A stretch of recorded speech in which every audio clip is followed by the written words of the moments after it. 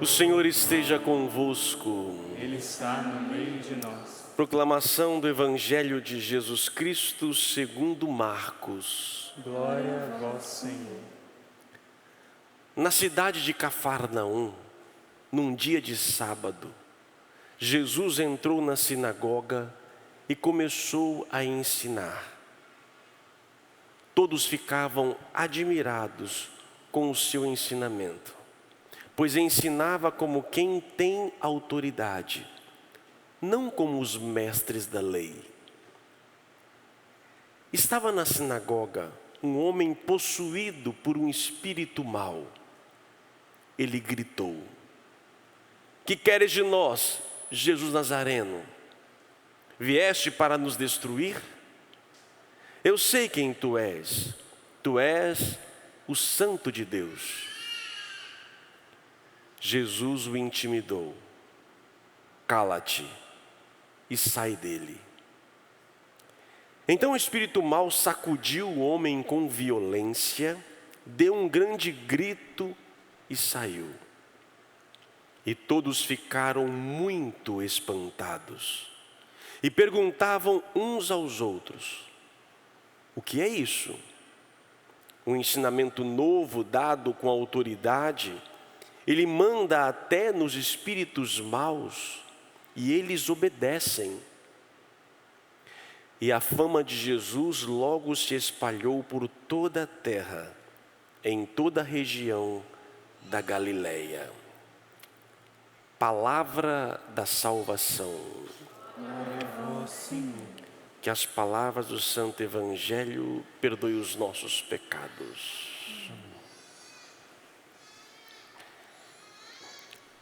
Por acaso tem algum possuído aqui? Amados irmãos, nós estamos no início do Evangelho de São Marcos.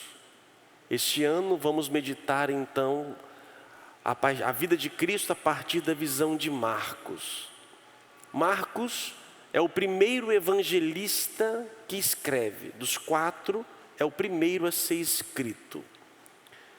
E logo no início, depois de ter chamado, vocacionado Pedro e André, os primeiros apóstolos, que deixaram também João Batista, a primeira missão deles, quando Jesus diz para Pedro: "Tu és Pedro e será pescador de pedras", Cefas, pedra, pescador de homens, melhor dizendo. A primeira atitude de Jesus, com ele, não tinha ainda todos os apóstolos, estava começando a sua peregrinação. O primeiro lugar que ele vai é para a sinagoga. Sinagoga é o templo religioso para o judeu. Havia a sinagoga e havia o templo de Jerusalém. O templo de Jerusalém era o lugar do sacrifício, e que o judeu deveria ir ao menos uma vez ao ano. A sinagoga era o encontro semanal onde se tinha a leitura da palavra de Deus e a meditação. Então na sinagoga iam para estudar. E quem ia para a sinagoga, senão aqueles que queriam e que tinham fé e que aprofundavam e queriam aprofundar ainda mais. A primeira missão pública de Jesus, podemos assim dizer, então, é na sinagoga. É para quem? Para os religiosos. E é lá, no meio dos religiosos, no meio sagrado, que encontra-se o primeiro espírito impuro, que é expulso. Amados irmãos, Jesus está falando então, a primeira atitude de Jesus, se ele voltasse hoje, encarnasse, não vai fazer porque vai vir em glória, ele viria para onde? Estaria onde hoje? Na igreja. Jesus estaria na igreja, ele não estaria lá fora. Ele viria primeiro para falar para quem? Para nós. Para nós. O Evangelho não diz aqui o que foi dito, o que foi falado. Só diz a reação das pessoas diante da sua presença e da sua fala. Todos ficavam estupefatos diante da sua autoridade. Ele falava como ninguém e ele explicava como ninguém. E esse é o choque que ainda no tempo presente, no mundo religioso, Jesus teria muita dificuldade. E quando eu digo religioso, eu digo padres, pastores, bispos, papa, leigo, que participa das comunidades, que vão às missas, nós que vivemos a nossa vida religiosa, nós que temos relação com a instituição, porque existe espiritualidades, pessoas espirituais, espiritualizadas, que não têm um vínculo institucional. Ele veio primeiramente numa instituição. E se ele viesse hoje numa instituição, também aqui iria se manifestar espíritos maus. E que é esse espírito mau? Ele aparece depois da fala de Jesus. Que existe a possessão demoníaca, existe. A igreja não nega. Mas o que se refere a este evangelho, podemos dizer que é um choque de pensamento, um choque religioso, de cultura, de credo e de pensamento acerca de Deus. Jesus apresenta um Deus em que eles não estão acostumados com esta divindade, ou com o modo de Deus ser, e começa então a gritar: quem é você? Está fazendo aqui? Começa então o demônio, o espírito impuro, discutir: o que você quer conosco, Nazareno? Calada. Só os antigos vão saber o que é isso, né? O que você quer de nós? Por que está dizendo isso? Estamos acostumados.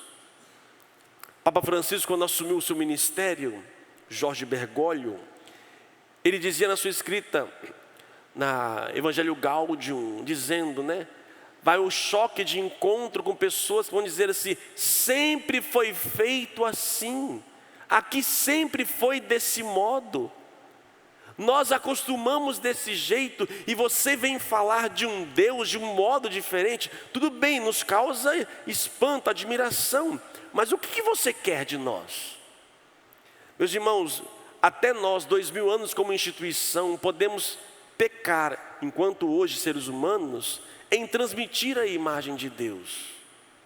E nós podemos nos acostumar com esse Deus que nós criamos em nossa cabeça, só que precisa ser extirpado. Depois que esse espírito imundo falou, o que diz Jesus? Cala-te e sai dele. Cala-te. Há uma voz que gritava ali dentro. Dentro de nós, eu posso dizer dentro de mim, tem muita voz aqui dentro. E mesmo que um dia eu tenha abraçado a fé em Jesus Cristo, mesmo um dia que eu tenha vivido e me entregue, e sendo padre há 16 anos me entregue, ainda existe uma voz que grita aqui dentro, e que entra de encontro quando a palavra de Deus é proclamada. Mesmo sendo sacerdote e padre, a palavra de Jesus ainda me incomoda muito. E algumas vezes eu digo: você está querendo o que de mim? Já não te dei demais, não? Você quer o que mais? E aí começamos a discutir e a conversar, e às vezes justificar as nossas atitudes.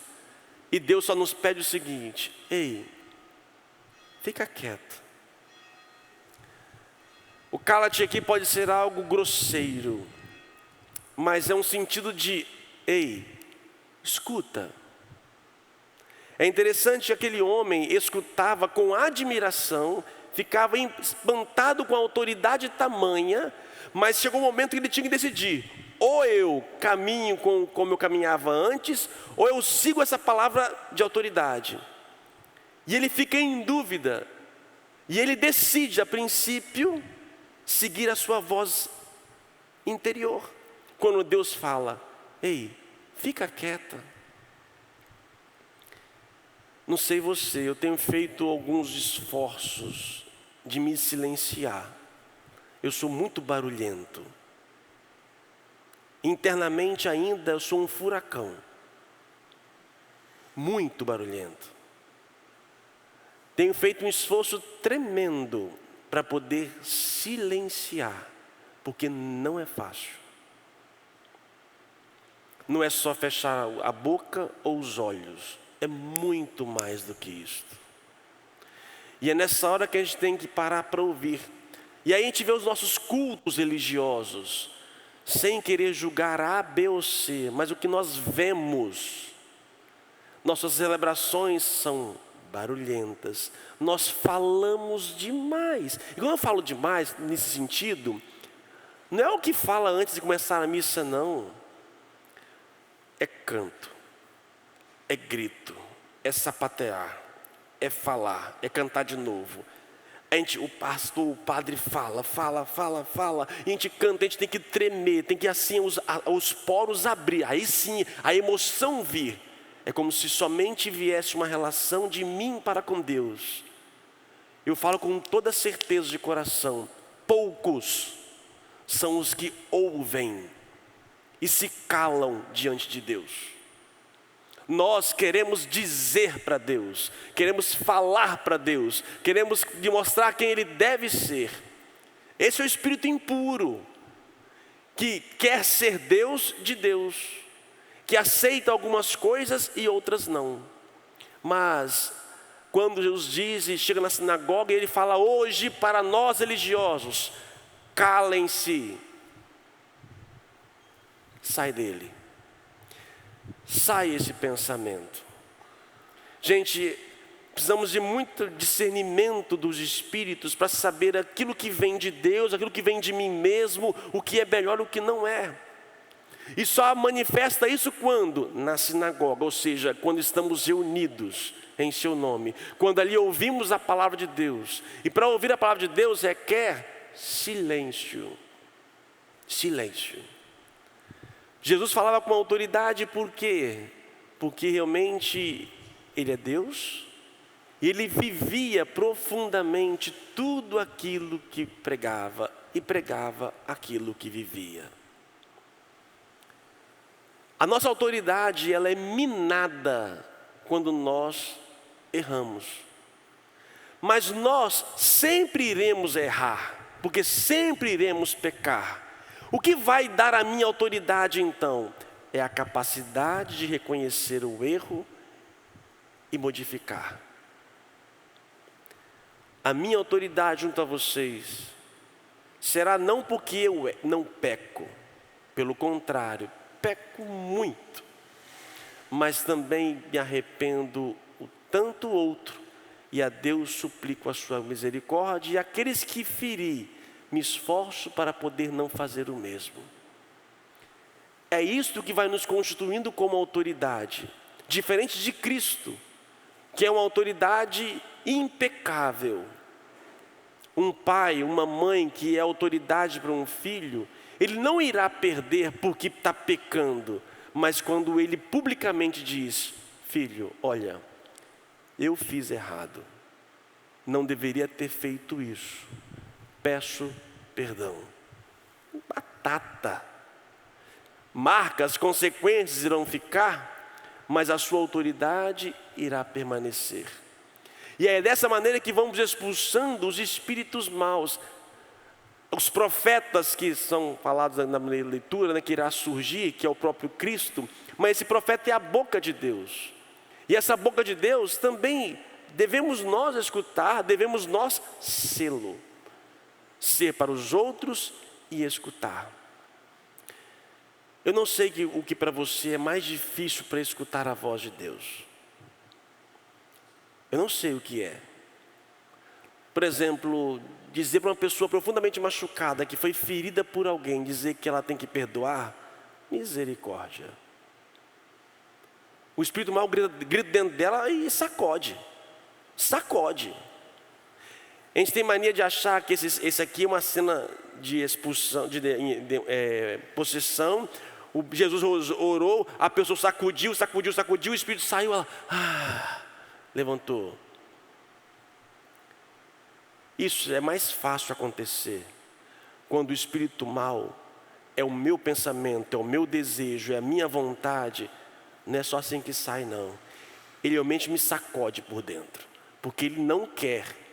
Ele não quer aquilo, porque dentro de mim está falando que raiva, vingança, bebida, está falando dentro de mim orgia, dentro de mim está gritando, e a palavra está dizendo, não, cala-te, não consigo, está mais forte, e sacode dentro da gente.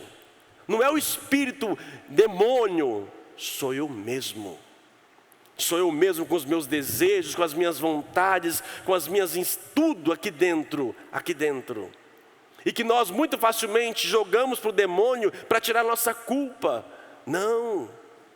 E como tira isso? Cala-te. Cala-te. E ouça. Ouça o que Ele tem a dizer. A oração é um esforço de um diálogo. E nós religiosos, ou os que vivem a religião, vivemos um monólogo, onde falamos muito e ouvimos muito pouco. Ouvir não é simplesmente ouvir a palavra que ali foi proclamada, sim, é muito mais do que isto. É entrar dentro de nós. E cuidado, quando estamos cheios do espírito mau, todas as nossas atitudes são justificadas. Eu fiz isso por causa disso. Mas a palavra de Deus te mostra um outro caminho. E o confronto acontece. Só que nós não queremos. Por isso, amados, peçamos a graça de Deus, que realmente possamos encontrar esse silêncio, calar a minha voz interior, para ouvir a voz de Deus. Cuidado com tudo que estamos ouvindo. Faça um esforço do seu silêncio. Nessa semana, faça um esforço de ficar silencioso. De não ver nada, de não ouvir nada. Faça um esforço de estar com você mesmo. E quando você estiver com você, você estará com Ele. Não queira, é difícil controlar a mente. A mente é muito difícil controlar. Até, por exemplo, quer ver? Acontece com todo mundo. Eu vou rezar agora. Fecha os olhos, Ave Maria, Pai Nosso. Aí começa a rezar daqui a pouco. Gente, amanhã tem a conta para pagar, meu Deus do céu. E aí você começa a rezar, não, estou querendo rezar. Nossa, aí começa a pensar tudo que aconteceu durante o dia, o que precisa fazer e falar e assim por diante. Ficamos inquietos. Até para rezar é difícil. É um exercício. E que eu vou pedindo a Deus para poder o quê? Tirar esse espírito mau. Só que ele só sai depois que eu calar. Ele diz, cala-te e saia. Não saia e cala-te. Cala-te e saia. Devemos calar dentro de nós muitas coisas. Que Deus nos ajude nessa semana a viver isto. E não fechar, como diz o Salmo para nós, eu vou encerrando. O Salmo diz para nós, não fecheis o coração, ouvi hoje a voz de Deus. Não fecheis o coração. Gente, biologicamente falando, fechar um coração, a pessoa está morta, né? Fechar um coração é deixar de entrar sangue, deixar de bombear ou sair sangue. A função do coração é justamente bombear para que o sangue vá para todo o corpo. Se eu fecho biologicamente, então eu morro. Ele está dizendo de uma morte, não física, mas que pode ser. Fechar o coração é o símbolo de escuta, onde a palavra cai e dá fruto. Não feche essa possibilidade. Não feche. Escute. Ouça. Mesmo que pode te sacudir, mesmo que possa te balançar, mas escute. Para escutar, eu só vou tirar, saber o que tenho que tirar, quando eu souber ouvir.